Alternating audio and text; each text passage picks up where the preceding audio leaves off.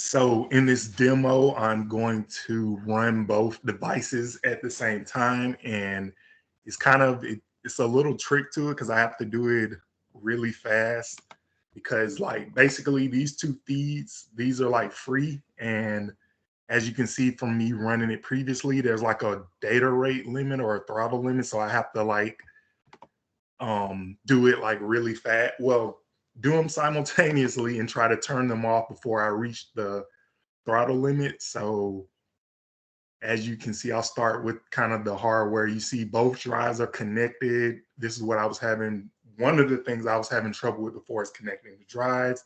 Also was having issues with the actual the alligator clip wires I'm using. One of my devices is definitely not the best way to connect because I'm using just basic wires with the tips kind of cut off and like stuck into the breadboard, which is causing connection issues. Both of them appear to be working. So here are the two editors. That's the one for, I think this is the one for the D drive, and this one is for, I can actually find out. This might just help add context. So I'll see which drive this code is for. Looks like it's for E because if it's the E drive and I click open code.py, it'll say it's already open. So yeah, this is for the E drive down here, COM7, and the other one is for the other device, which is on a different drive, COM3.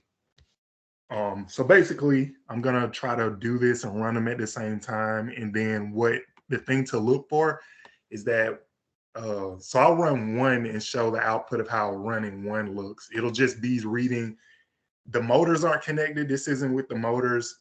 I took the motor off. Just this is simply showing that they can read each other's pressure, kind of like hypothetically if someone were giving a kiss. It's a constant feedback loop of information. But this is how it looks normally. And I'm going to stop it before I reach the data limit. But to look for, what we're looking for is on each other's output, it's going to say incoming data from the other one's feed. So in the code of this one is going to, it's publishing to RX, and subscribe is listening for changes on TX, which are the two feeds. But in the other code, it's the opposite. Basically, it is listening on TX and it's subscribed to RX. So here he goes. Let me do it.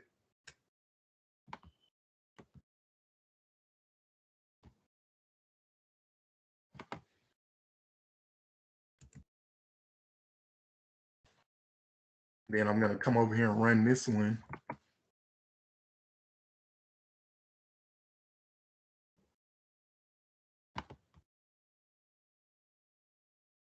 See how it says new message? It's also still currently printing pressure. It's publishing and also listening while doing it. And I probably reached the data limit, so I'm going to turn it off for kind of the same thing with this one. You see how it's subscribing? I'm going to turn this one off too.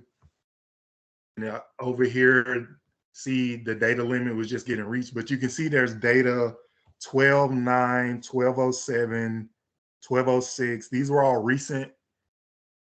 And similarly, 12.06, these were all recent.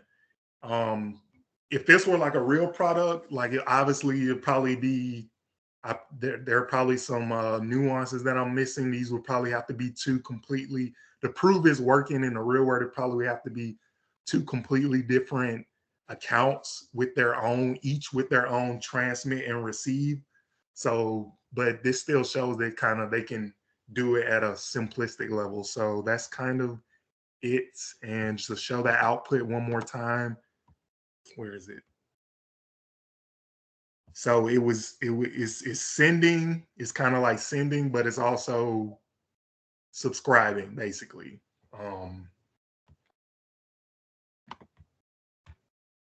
And that is thanks to MQTT, the protocol that allows that rapid back and forth, as opposed to like HTTP, which probably wouldn't be able to like do this kind of rapid back and forth, and it can get faster kind of, but there's data limits. So I'll stop sharing now.